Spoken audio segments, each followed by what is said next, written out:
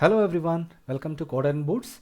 So in this video we are going to discuss about Linux, especially the Linux commands. Okay, so we were discussing about several topics related to Linux, like the basics of Linux, the shell scripting, right? So in the previous videos, now we'll get into the actual commands. So we're going to learn around 40 to 50 commands in this video. This will be useful for any budding developers or software engineers who wanted to understand more about or start interacting more with Linux operating systems. So we'll start with basic commands. So the file system commands, so the commands that is usually required by software engineers or developers on day-to-day basis. So I'm just I've not listed all the commands over here, so I just put a few commands and then dot dot. So we'll discuss all the commands during the practical session. Okay, so without a lot of introduction, I'm going to get into the session. So I have already discussed about how to get into the machine, the basics, the details of the machine, everything in the previous videos. If you want to understand about those things, please watch the other videos. So I have already, I'll be giving the videos, the links to the videos in the description. Now I am going to explain about the commands. So let's discuss about the simple command ls. So that is for listing files. Okay, simply, so one thing, if you want to understand about any command, right? So if you know the command and if you want to understand like what are the options available with the command, you have option like one is man. Okay, man the command. Okay, so that will give a very long manual which helps us to understand various options available with that particular command. Or another option is if you don't want to get into that kind of long list, so you can just apply the command then hyphen help. Okay, so that will give a short description of the various options available with the command. So in simple terms, ls is basically for listing files and directories. So if you simply type ls, it will just list the files and directories. So if you want to do ls hyphen al, okay, this will list everything under this all files under this directory, files and folders under this directory with more details. More details means the permissions, the user group permissions, right? The date when it was modified, last modified, the timestamp, everything, the size, everything. Okay, so and along with this ls hyphen all, you can notice that there are some directories or files with dot extension, but those were not listed when we did the simple ls command. So these are hidden by default. So when you do ls hyphen all, this will get listed. These are the hidden files by default. Okay, so that's about ls. So ls hyphen ltr. So there are various options. Okay, so if you do ls hyphen ltr, so it will basically list the files in the order of the last modified date. Okay, then altr, if you go, it will basically list everything, okay, in the order of time. So there are various options available with ls. So ls is basically for simply listing the files and folders. That's about ls.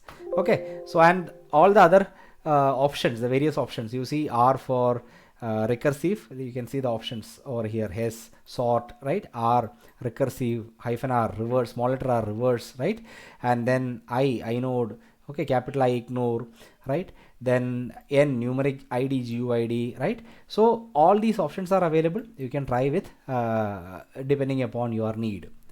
Okay, now the next command that we are going to discuss is pwd. So this is present working directory or current working directory. Okay, so wherever you are, the current working directory will get printed using pwd. Okay, now the next command is cd, change directory. Cd stands for change directory.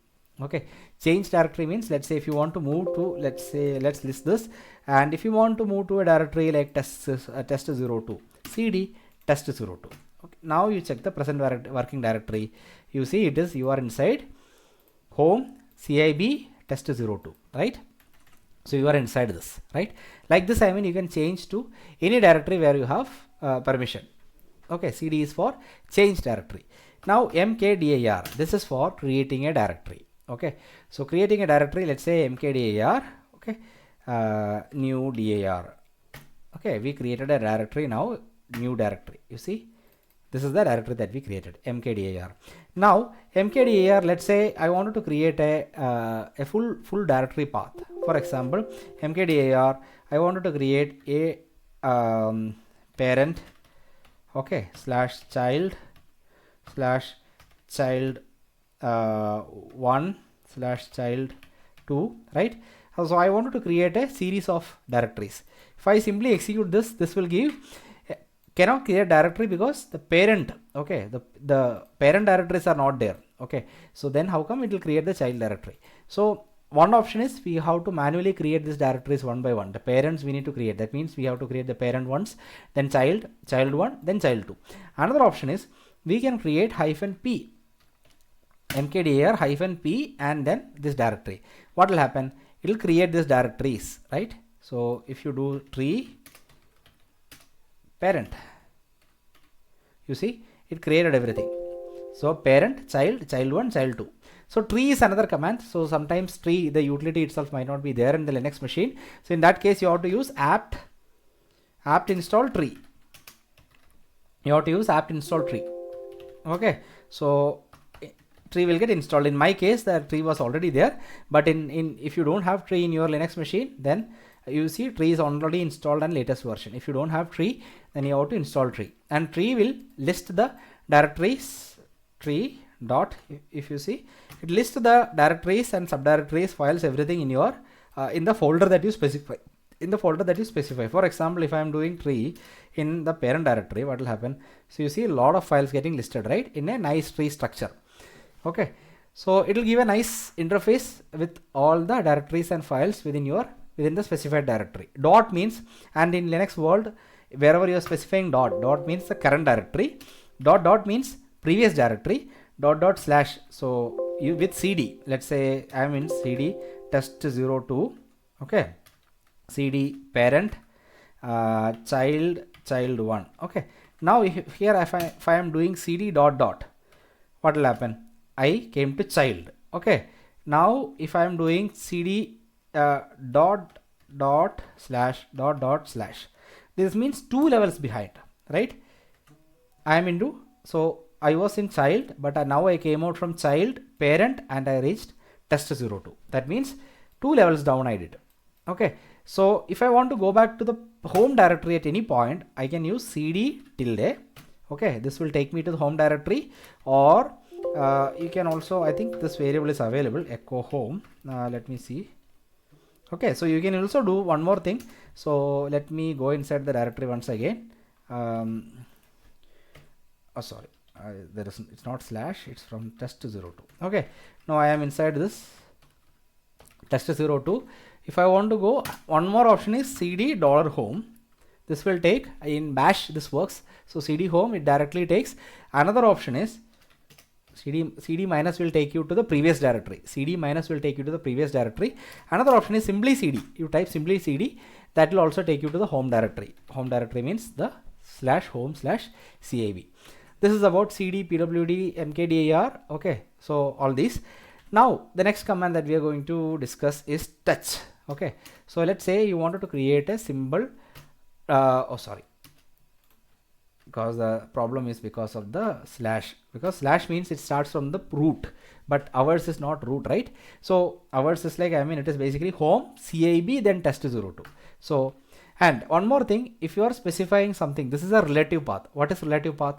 Relative path means from the current path. If you don't have a slash at the beginning, okay, from the current path, it will take the path. But if you are giving absolute path means you will have to specify the path right from the root directory.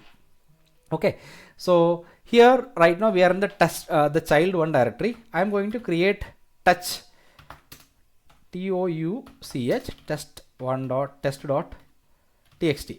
Test.txt, what happens?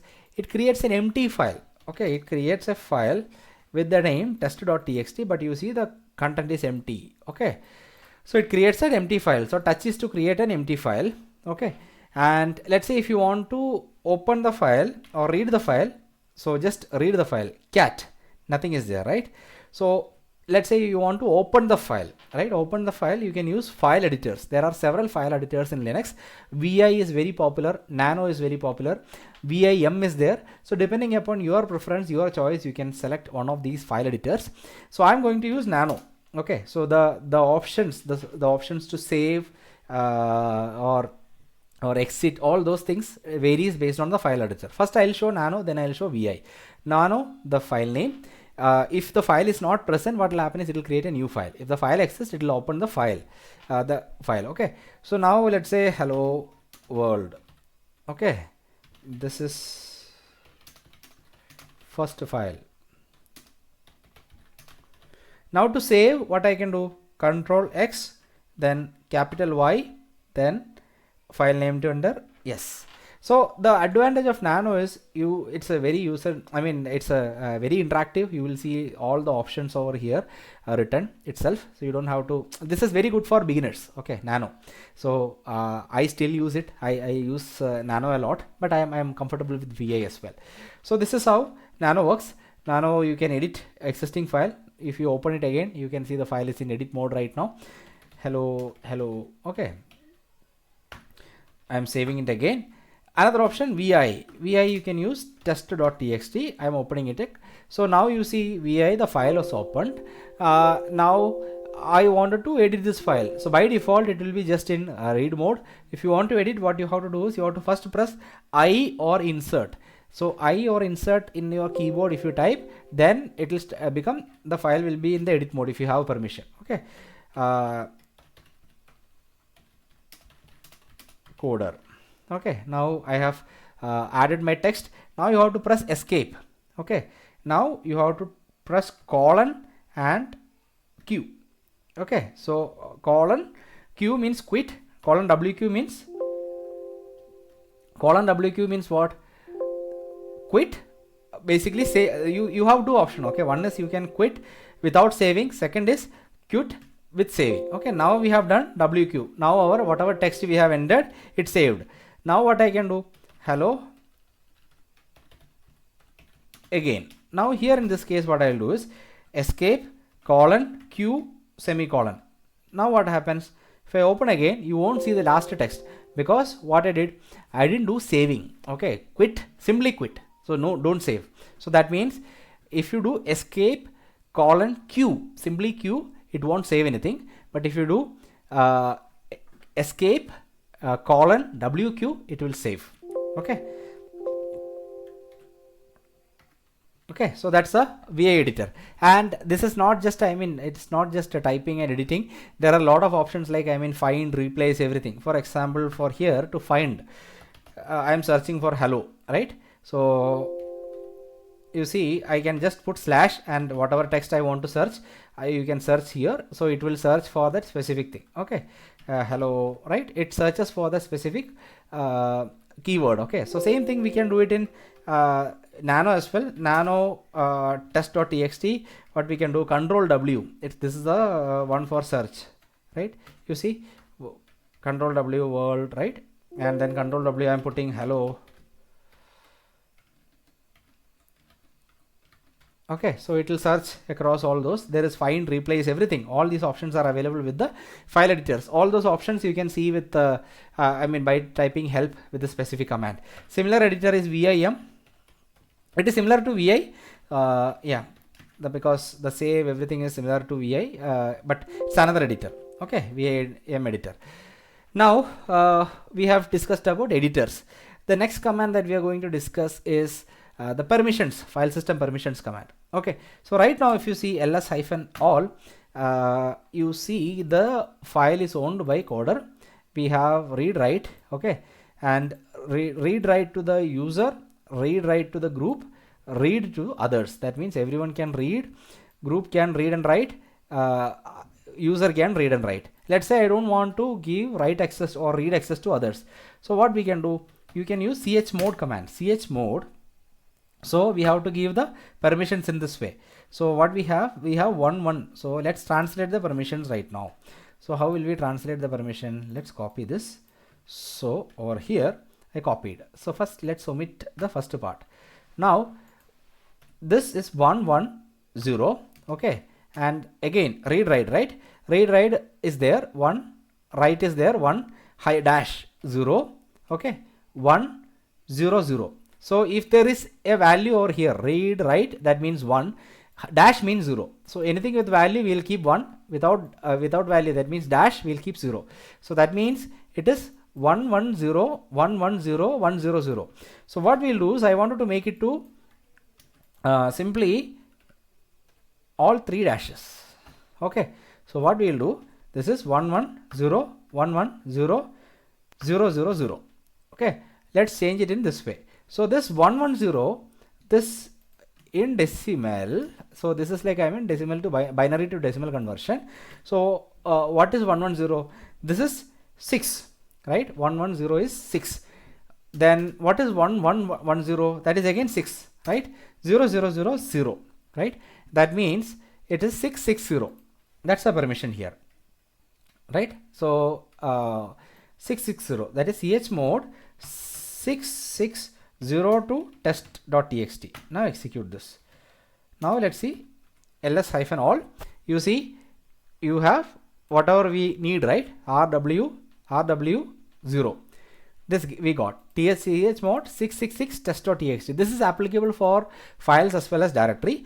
Another option, so if you don't want to complicate things, another option is, let's say if I want to add, let's say again we wanted to revert it back to the previous state.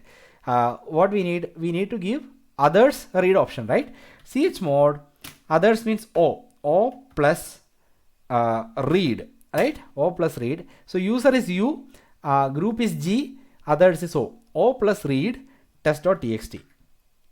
Okay, now let's see what happens. It's again reverted back to the same permission, read write, read. Right? So this is how we do chmod. Similarly, the permissions, the user and owner group, the permissions can be adjusted. This is like the file permission. Okay, the ownership can be changed using chown. Okay, the group or the user permissions to this one. Okay, the ownership of the file can be adjusted by using chown command. Let's say if I want to adjust, if I want to change the ownership of this file from my user to, I am the owner right now, the coder in boot CIB, right? I wanted to change it to a different user. So different user. So what I will do, chown, right? Code, there is another user in the system, coder user 01. Okay, colon. I'm not, see first what? So anything before colon, or if you are not specifying the group, by default whatever you specify is the user. Okay, to test dot this one. Okay, now you see changing ownership, this is not permitted. Okay, the reason is coder user 01 is a different user, right? I wanted to change from mine to somebody else. So what we need to apply sudo, right? So sudo and this one, coder user 01 test.txt. Now with sudo, how sudo worked? Because my user has super user privilege, otherwise sudo won't work, right? We need the permission for sudo. Now you see the ownership is changed. Okay, ownership is changed. Now as a CIB, right now I am CIB, right? So if you see the user is coder user 01, right? And it has read write, group has read write, others has nothing. Okay, so right now, and let me change it to this one again, coder users, and group also let me change to something else. Okay, now group also changed. You see, coder user 01, group is coder user 01, right? And text.txt. Now let me try to edit this file as CIB. Who am I? That's the current logged in user. So this is the current user. I am CIB, right? I wanted to modify this file now. Nano test1.txt. You see, file text is unwritable because I don't have write privilege. I am right now where I belong to others category right now. I don't have privilege to write this file, right? So let's revert back the change. So what we'll do, CIB, then let's make it to CIB, right? Now if you do test.txt, now you can do writes. You see, I am able to save it. You can do writes. Okay, so that means this is how chown works. So you can use -r for recursive. Let's say you wanted to apply the permissions recursively to a folder. You wanted to change everything, all the files, they change the permission. This is applicable to chmod as well as chown. So you can use -r command to change everything under change the permission or change the ownership of all the files under one directory. That means you can do like the chmod or chown hyphen r, instead of test.txt we can specify a folder. That means all folders under that particular or all folders and files under that specific directory will get changed according to what you specify. This is about chown and chmod. Now next command that we are going to discuss is ifconfig. Okay, so ifconfig is the command to identify the IP address of your current machine, right? So when you do ifconfig, it will list, okay, several blocks. Okay, each block, if you see, this is a network interface. So you see Kali something, okay, next is Kali something, Docker 0, ENP 0 something, okay, LO, VLAN, Calico, all these are network interfaces, and corresponding to every network interface you may see an IP address, right? So for example, in my case, this is the network interface where it is connected to my actual home network. So and this has an IP address. So this IP address is discoverable from any other device in my home network. But other networks, if you see this Docker 0, this is associated with the Docker. I have Docker installed in this machine. This is associated with the Docker, and anything related to Kali, so it's all related to, I have Kubernetes also in this machine. That's why there are some Kubernetes related interfaces, right? So depending upon, so it's interface means physically it's a network port. Okay, you have seen like LAN ports in the machines, right? So that's a it's equivalent to a physical port. So you can have any number of interfaces, physical as well as virtual interfaces in your machine. Okay, and ifconfig by default it might not be available in all machines. So if it is not present, you will have to install it using the command apt, so sudo apt get or apt install net tools. So this net tools is common in case of I mean Ubuntu, Red Hat, CentOS, like and other similar operating systems. So in case of Red Hat, it is instead of apt-get or apt, it is going to be yum install, and in case of Debian distributions, it is all apt or apt-get install. Okay, the package is net tools. And let's say if you don't have the access to install package and you still need to understand the IP address, then the option is IP-addr. Okay, this will print all the interfaces and you can find the IP address associated with this. So IP-help, this will give a lot of options. So in this, like, I mean, I just use the addr option. Okay, addr address. Okay, so you can find the remaining options and based on your choice, and then you can get the details. So IP addr or IP command is available by default in the Linux machine. If you want ifconfig, then nettools need to be installed. Okay, now the next command that we are going to discuss is how to create a user, right? User add or add user. There are two commands. One is user add and add user. So you can use any of those. Let me log in as the root user, because without root privilege I will not be able to do this activity. Either I have to execute it as sudo or like I have to log in as root. So add user, I am specifying coder user 03. Okay, now you see info selecting GUID. Okay, it is basically selecting a UID means user ID, GID means group ID. There will be an ID corresponding to every user and group in Linux. Okay, and it's adding new group. It's creating a group also with the name coder user 03. We can customize this, okay, depending upon our choice. If you want users to be added to say a specific group, we can configure that. And adding creating a new user. Okay, the GID is 1005 and user ID also it's 1005, right? And then it's creating a home directory. So by default the home directory will be in /home. All the home directories of the users will be under /home, and it's creating a home directory for the user also, that is coder user 03. I have to set a password here. I'm setting the password. It will ask me to retype the password again. I'm setting the password. Now it will ask me the user CIB3. Okay, so it will ask me so much of details. Okay, then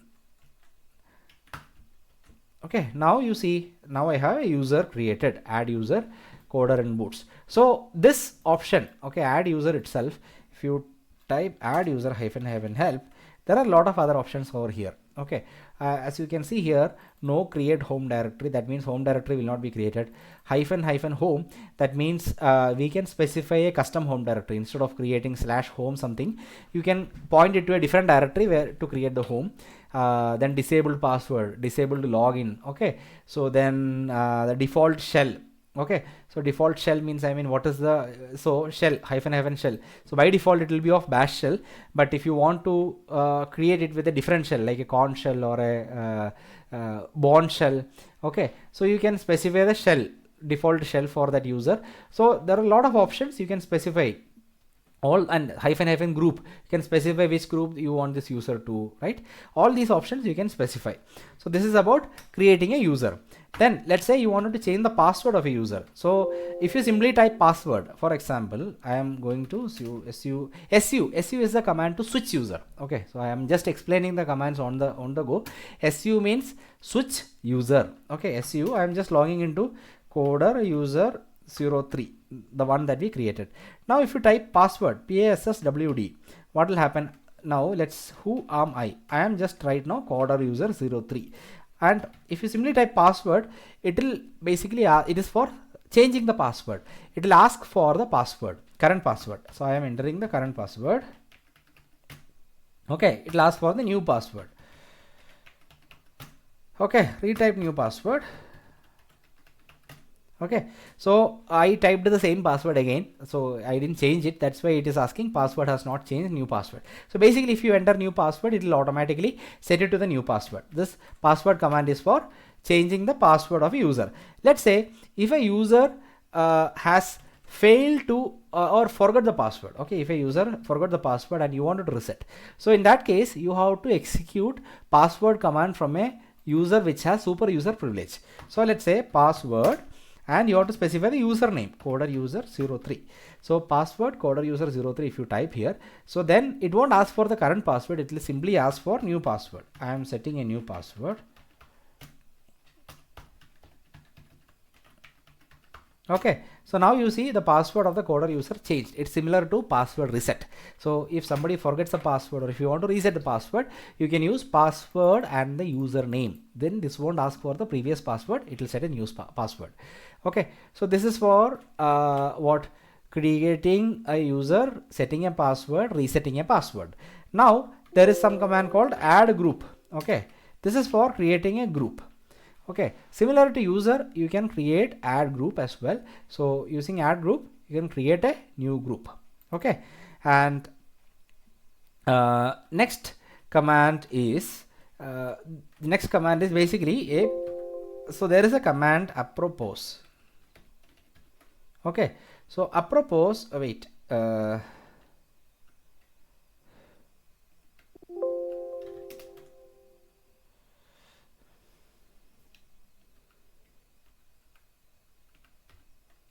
okay, so it is apro, so sorry,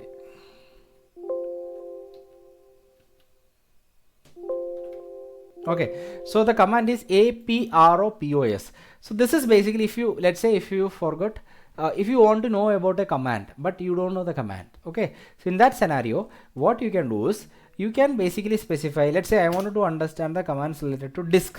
Okay, so you just specify the keyword after apropos. What will happen, it will list all the possible commands which is available here related to disk. It's like a keyword search.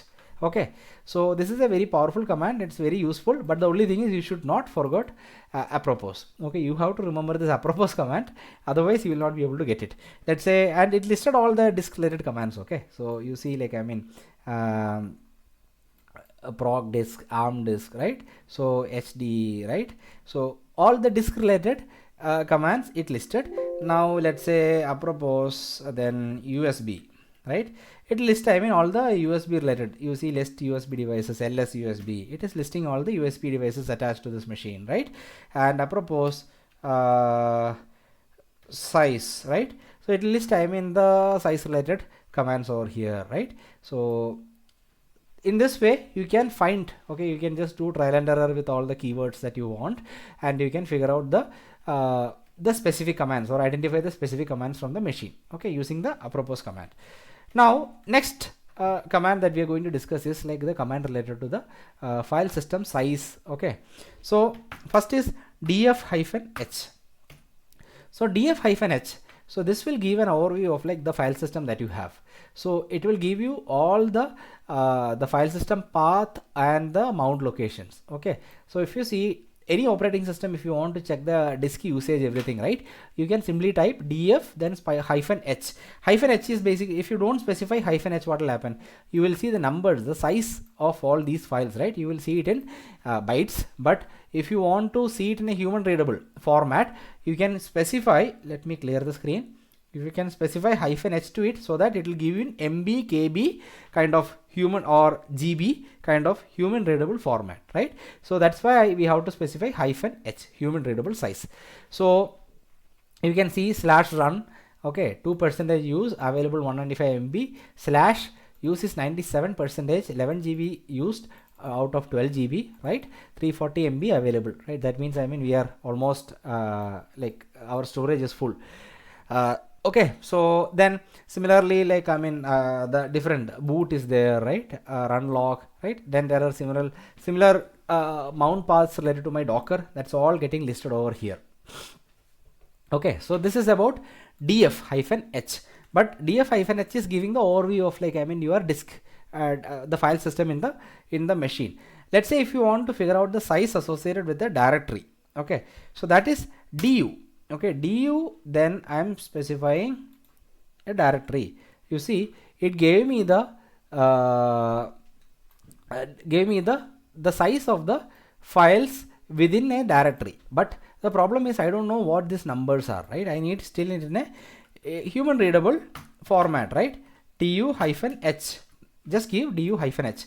So if you specify du-h, then the folder or file, if it is a folder, it will list, I mean, all the files under that. If you just give I mean, if you are giving a file, it will just give the size of the file. Okay, it's giving 8 KB, 12 KB. But let's say if you want to see the consolidated file as the size of a folder, then you simply give du-sh. Okay, if you specify du-sh, it gives the total size of the directory, which includes the size of all the files and folders within that, subdirectories within that. It won't list, I mean, recursively, it will simply calculate, and so that means Coder Nginx has a size of 184 MB. Okay, that's about du-h. Okay, that's about du. Now another command that we need to discuss is ps. Okay, ps will list all the processes, okay, the currently running processes in this machine. Okay, simply ps, if you type, it will show the processes that is running under the current user. But if you type ps, let's see, ps -help. Okay, so ps -help, what you can do is, or man ps. Okay, man ps, if you type, it gives us the description of, like, I mean, what is possible, what is available, everything. So to see every process running on the system, what you need to do, ps-ax or aux, right? So what we, and to print process tree, ps-efg, all those options, right? So what we'll do is, let's do this first. Okay, ps-aux, right? So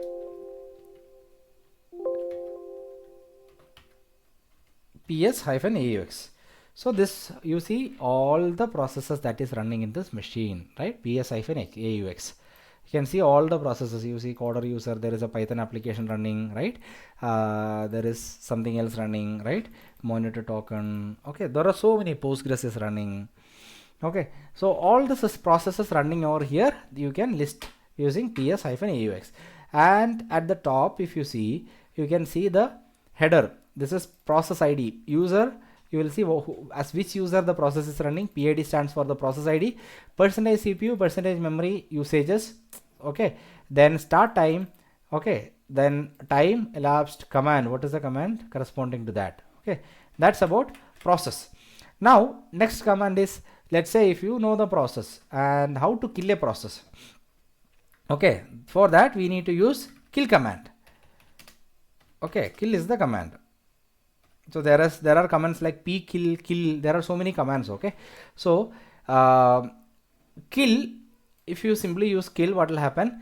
kill with the process ID. Okay, so you can kill a specific process. Okay, there are various options. Okay, signal spec, right? Signal number, right? Job spec. There are various options. So what I'm going to do is I'm going to kill a specific process over here. So I have a Python program running somewhere inside this. This is the Python program, right? So what's the PID associated with that? It is 7353528, right? Let's record the process ID because the process may restart. So I'm going to do kill -9, then that. Okay, now let's see pipe API. Okay, oh sorry, pipe grep. This is like just a filtering. And now if you see the process, the Python program that was running over there, it is not getting listed. So it is gone, right? It got killed, right?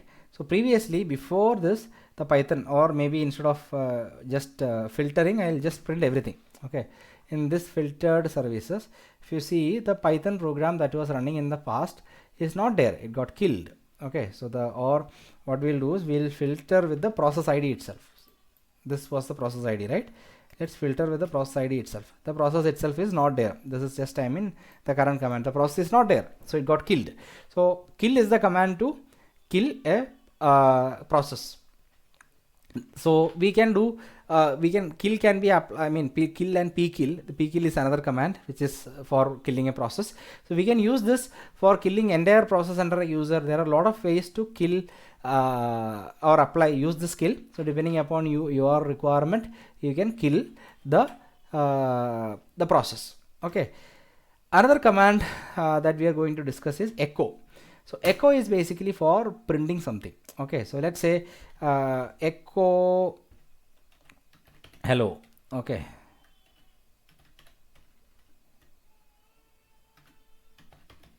hello. Okay, so you see hello, it printed. So this is very useful in case of shell scripts. So if you want to print a string or a variable or whatever you want, let's say echo $shell. $shell is a variable which already has the value of the current shell. So you see echo $shell, it printed the value of the shell variable, right? Echo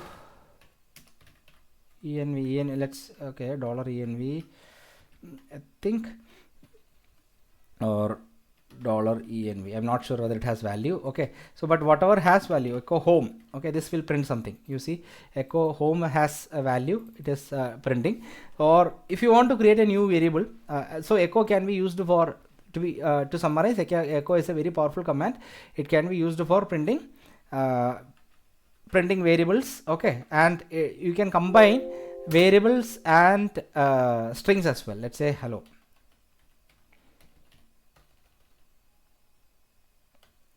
Let's say hello, and here I wanted to use okay.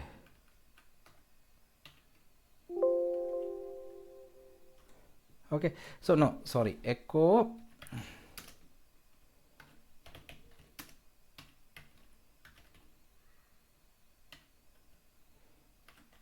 you see echo, I have a string hello, and whatever I put it in the backtick, that executed as a command. Okay, so hello, the current user, right? The hello, who am I, right? It printed. So instead of just considering this as a string, if I use backtick to enclose this command, what will happen? That will get executed within echo. So echo is a very powerful command. Once you start learning shell scripts, you will get to know about this. Okay, who am I? We already discussed. It will show you like I'm the current login user, and which is basically for telling like which bash. Okay, bash means where is the, so when we use bash, so to understand what is this bash and where is it, so we can use just which bash or which Python. These are all commands available by, so Python is not there, Python 3, let me see which Python 3. Okay, so this it shows like where the original path is present, which. Okay, where is another command. Okay, this is some search like command. Okay, so if you do where is and the keyword or the command, binary, what it will do is, or a file name, okay, what it will do is it will internally search across the system and then identify and give you the options where all Python 3 as a file or a folder is present within the system, right? That is which and where is, and okay, so these commands. Now another command that you are going to do is see, in case of Linux, okay, so we have to deal with DVD. So here also, if you see, there is a zip file, okay, this is not zip, this is a compressed file in gzip format, right? This is a file which is in gzip format. So there are several compression formats. So it can be in gzip, it can be in zip, it can be in bzip, okay. So there are different type of compression format. Depending upon the type of compression format, we'll have to use the corresponding tool. So the tools that we usually deal with are, one is zip unzip, and then another is tar, okay. So tar can be used for dealing with gzips, bzips and all, okay, and zip and unzip we use it for dealing with just zip and unzip compressions. So the compression ratio of all these compression techniques are different, okay. Let's see, and sometimes we will have to additionally install this unzip command. It might not be available by default in the system. Let's see whether we have zip or here, okay, zip hyphen help. So zip command not found, we have to install it, right? Apt install zip. Okay, zip is not present, that's why I'm installing it separately.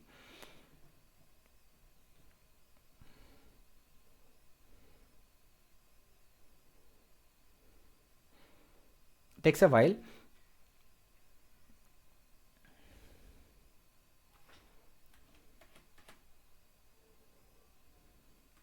Now we have zip. Let's zip this particular directory. Zip, then it's a directory, right? I have to use -r because do this recursive zip. Coder nginx. You see what's happening? It is zipping everything, okay. It is adding everything to a zip with the name coder nginx.zip. So it's adding everything to the coder engine. The one is like, I'm in the source directory, and the second one is the name of the archive. That's the zip. And -r, why I have specified is because it's a directory, so we have to recursively zip all the contents inside it. Now you see we have coder nginx zip, right? So zip, let's do zip -help again. You see zip -r recurs into directories, right? And then we can specify the file name, right? So the zip option is -b path, right? Then zip file, right? Then zip file list, suffix, prefix, whatever, like, I mean, all these options are available over here, okay. Now to unzip, let's create a directory, test01 cp. Cp is a command to copy a file, right? So let's cp this coder zip to test01 directory. Now you see inside the test01 you will see the zip file over there. Now I want to unzip it, so the command is unzip coder nginx zip, okay. This is doing the extraction. Now here you see we have right now the present working directory is user test01. We have the coder nginx extracted and the original directory, okay. If you see, go inside, we have the coder nginx, and which has all the contents within it. That is about zip and unzip. Next is like, I mean, we discussed about copy. Cp is the command to copy the file. Now you see cp coder nginx zip to coder nginx 01.zip. This is like copy, pure copy. It is copying. This is a single file, that's why it copied. Let's try to copy a directory. Cp the directory and nginx 01. This is a directory, and this is a new directory I wanted to create. Let's see whether it works or not. You see, it is giving an option cp -r not specified, omitting directory. The reason is, when you try to copy a directory, the directory has so many files inside it, right? So you have to specify -r, recursively copy, right? So if you specify -r, what will happen? It will copy the folder and the files in it recursively, and it will create the target directory. Okay, you see, it's going to be the same. The contents of this source and the target are the same, copied, right? Now let's do move. So mv is the command to move. The difference between copy and move is, in case of copy, the source will be preserved. A copy is getting generated, but in case of move, you see the source will be moved. Okay, so coder nginx 01, coder nginx 02, the source will be moved and targets like, I mean, instead of copy paste, cut paste. It's similar to cut paste. Okay, so that is about move. Now next command that we are going to discuss is find. Okay, so if you want to find something in this machine, so we will use find. Let's do one thing. We have folder coder nginx 02, right? Let's go somewhere in this machine. Okay, so I am in, right now if you see, I am in root/root, right? So I am going to do a search for this particular find. Okay, find, then what is a path? Path means I wanted to search in the root, from root to everywhere. So from root onwards, I wanted to search everywhere with the name coder nginx 02. Okay, so what it will do, it will do a search operation within this file system. So if you are specifying, if you are doing the search in slash, what will happen is it will search across all the folders, files, directories within this. The only thing is you need read access to all those places. Wherever you have read access, it will do the search. Okay, so it's taking time because it is doing the search across a lot of files within this machine. So in few minutes it will give us the result. The simple thing is, for us to get the result is limit the search to maybe /root directory, so that it will just search within our directory, so that it doesn't have to search a lot of files. Okay, it's taking time because the reason is it has to scan across all the files in this machine, and my machine is again a very small machine, so that's the reason. It has a lot of files as well, lot of small files in this operating system. So what I'll do is, I'll, instead of doing the slash, I'll just limit it to /root. So it finished the search very quickly. You see within /root, the coder nginx 02 is present in the test. There is a directory test01 and this is there. So it gave me the result very quickly. You see this? So it gave me the result very quickly. So similarly, you can search for any file pattern or folders within the machine using find. Okay, discussed about copy, move, find. Now next command what we are going to do is, we learned about copying, creating files, everything, but we have not tried anything to how to delete. So to delete a file, what we need to do is simply use rm the file name, right? It will delete the file. So let's say I wanted to delete a folder. Okay, so let's say I wanted to delete coder nginx 02. If I try rm then the folder, what will happen? Let's see whether it works or not. You see, cannot remove, it's a directory, right? So it's a directory, so I cannot, because there are files inside this, right? So for removing a directory with file, so let's create another directory. Okay, mkdir test03, a new empty directory. Okay, 03. So let's try rm then the empty directory. Let's see what happens. Here also it's showing cannot remove, it's a directory. So this is a test03 and it's an empty directory. Coder nginx 02 is a directory with files. So now what we'll do is, there is a different command called rmdir. Okay, rmdir can be used for deleting a directory. So we will apply it to test03. Okay, you see test03 now got deleted. Now you won't see test03 over here. But let's try to do rmdir to coder nginx 02. What happens? See, directory not empty, cannot remove. So that means we need to empty this directory before executing rmdir, right? And let's try again mkdir test03. We will create the test03 again. Okay, so using rm itself we can delete r. Okay, rm-r. Okay, rm-r. So you have to be very careful while using rm-r. It will do a recursive deletion. Now you see, if I do rm-r, then the directory name it deletes, right? Similarly, if I do rm-r coder nginx, it deletes. So be careful with this rm command, because if you delete something like rm-r slash or rm-r star, it will destroy everything. Okay, you have to be very careful with rm command. Okay, rmdir will delete a directory, rm will delete a file, rm, and with the -r option, it deletes recursively irrespective of files and folders. It deletes everything. So this is about rm. Okay, Now let's try cat. So how to so let's create a file, test1.txt. hello hello. Okay, test1.txt with hello hello. Now test2.txt. Now we'll create an empty file, test2.txt. okay, so test1 has, you see, test1 has hello hello, test2 has cat, test2 has nothing. Okay, so we can use an operation using cat itself. So basically we can override the contents of test2 with like this, right? What will happen is this will take the data from this test1 file and write it to test2 file. Okay, this operation using a greater than operation. Let's see now what is there in test2. Okay, so that means hello hello, okay, got returned to test2. If we execute this command again, now let's see what is happening in test2. It will be the same, okay, because it will overwrite. It's like, I mean, dumping the output of the first file to the second file.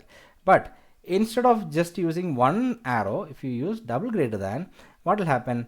It is going to append. Okay, append means whatever was there previously, it will overwrite, not overwrite, append. So if I execute thrice, what will happen?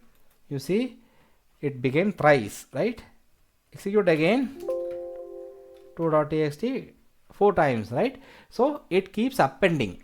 Okay, cat. So you can use cat or echo. Okay, so anything you can use, and this redirection to the file name, what will happen is the contents will get written to that specific file, the target file.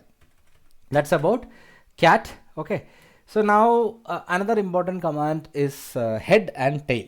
Okay, head is basically, let's say you have a log file. Let's see whether we have some log file over here. Var log nginx, we have some. Okay, so here we have some nginx. Let's see whether we have something over here. We have only few files, access log 1. Okay, so we have some data in this access log 1. Let's see error log. Okay, error log 1. Error log 1 has only very less data. Okay, so I think access log 1 has some records. So what we'll do is, let's say if you do head, okay, access log dot 1, this is a file. So it will print the first 10 lines, top 10 lines of a file. So the problem with cat or nano or any other thing, nano va things will be a file editor. It will just open the file. Cat will just read the contents of the file, but cat will try to dump everything. But let's say you have a 2 GB file. There is no point in, like, I mean, printing everything, right? So you wanted to see what is there inside. So you can use head or tail.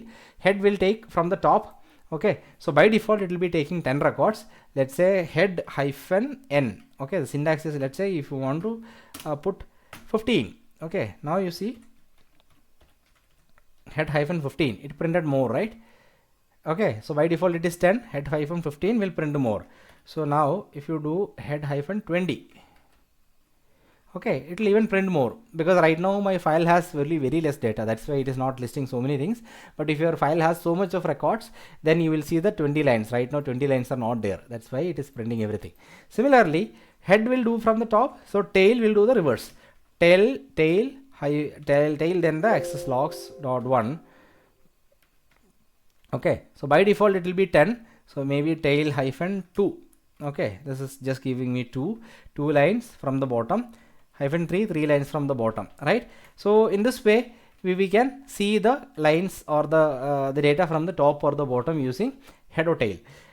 Another option is, let's say if you have a streaming log file, a continuously writing log file, and you wanted to see the latest records, what you can do is you can just do tail hyphen f. Okay, so let's say this is the machine. What's the IP address of this machine? if config, right? You have, okay, this is the IP address. I think nginx is running over here. So what we'll do is we'll try to hit this. Okay, so we'll try to hit this. Okay, it will be there in the error log. It usually comes in the error log. Let's see. So now it is tail hyphen f, right?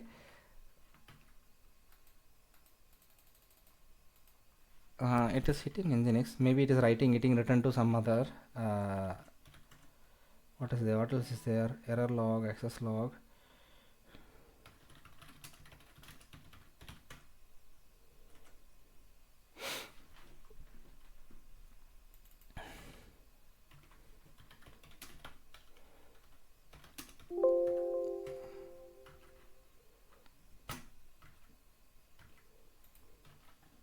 not hitting, or it's not writing to the file. No new records to the file. But if anything comes, it'll basically write. Okay, so if you see this cat error log, nothing is there in this error log. Okay, cat error log 1.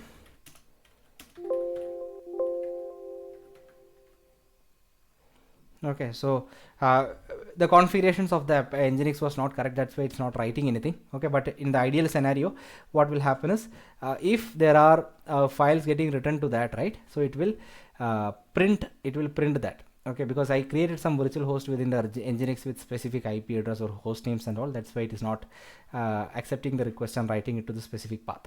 But if it is there, it will write. Okay, so that's about or we'll see var log. There is some system log or something. Yeah, syslog is there, right?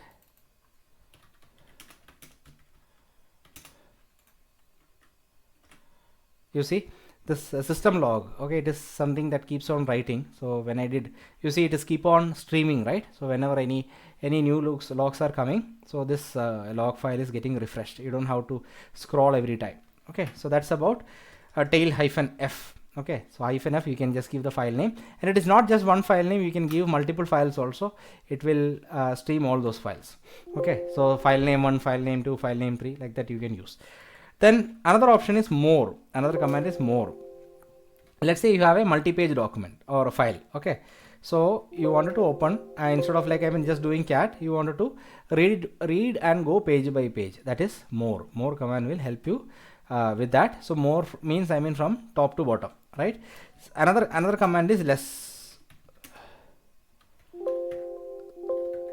Okay, so this is from the bottom. So here also like you can do page by page from bottom to top. Okay, so this is like the more and less command. Okay, so if you see more, yeah, more and less, that's the difference. You can scroll across the files page by page. Okay, so you can go across the files page by page, you can go. That's about more and less. Now we have discussed about so much of basic commands. Now let's figure out how to create a link. This is another important thing. Okay, so links means see, let's say you wanted to create a link of a file to a different location. For example, you are test01. Okay, and now you have, let's create a small shell script. Okay, hello.sh. Okay, so my current directory is test01. Okay, test01, and I am creating a shell script hello01.sh. Okay, I am creating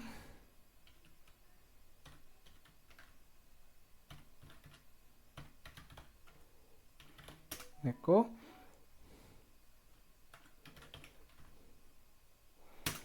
hello.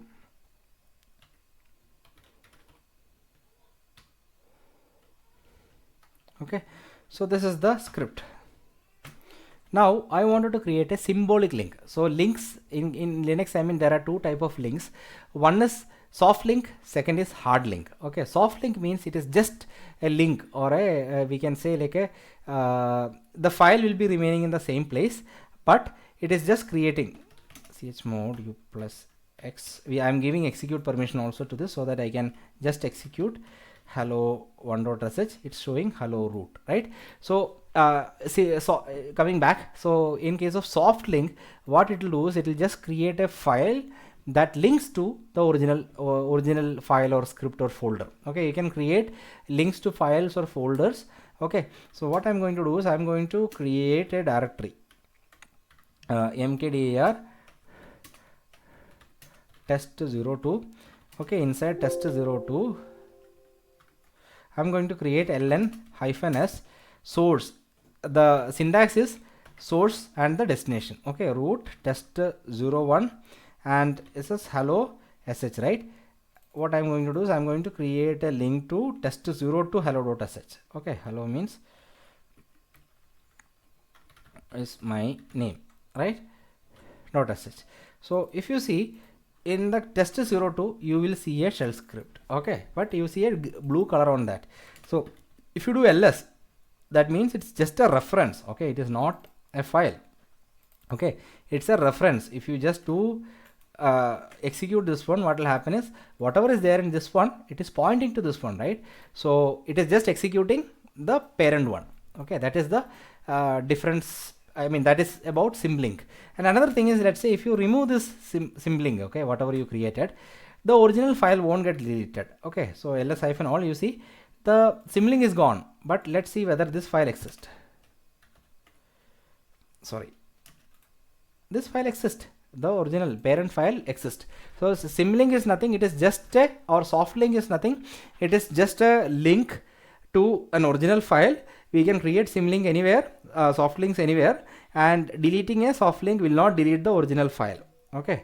So you can point, so this is it's not just file, you can create links to folders, okay, so mounts, etc. Similarly, hard link is slightly different from symlink. So the look and feel will be similar, but the thing is it's basically a different entry point. So instead of -s, if you just do ln, then the source and the target, right, what will happen is you will see a link getting created, okay. But here the difference is you will not see it as a link, it will not show as a link, okay. It just simply shows a file itself, but it is creating a copy itself of the original file what you have. The difference between a copy activity and a hard link is, in case of copy, the file is getting copied as a new copy, right? That means the storage space will be consumed. Let's say you are copying or creating a hard link to a 1 GB file. Your copy will be another 1 GB. That means total 2 GB of space will be used. And also the memory references, everything, you will have duplicates, right? But in case of a hard link, the internal storage consumption, everything will be the same, okay. That means if you create any number of hard links, the data storage required, let's say for the 1 GB file, is only 1 GB. Let's say you create five links, hard links to one main file, right? So the storage space requirement for that 5 links is going to be only 1 GB, because it is all internally pointing to the same file, okay.